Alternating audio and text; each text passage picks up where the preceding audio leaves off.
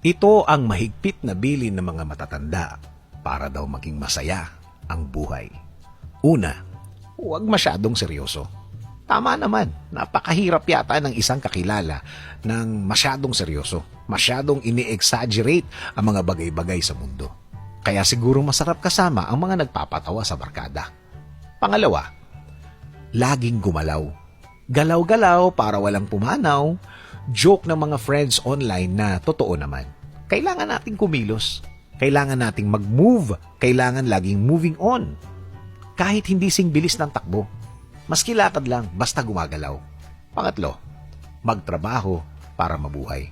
Magtrabaho para sa mahal sa buhay. Oo, mahirap ang buhay ngayon at kailangan kumita.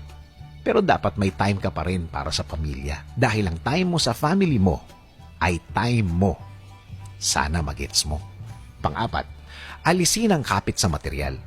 Wala dapat sa material na bagay ang kasiyahan mo, kundi sa oras. Time. Dahil ang time ay isa sa pwede mong ibigay sa mga mahal mo sa buhay.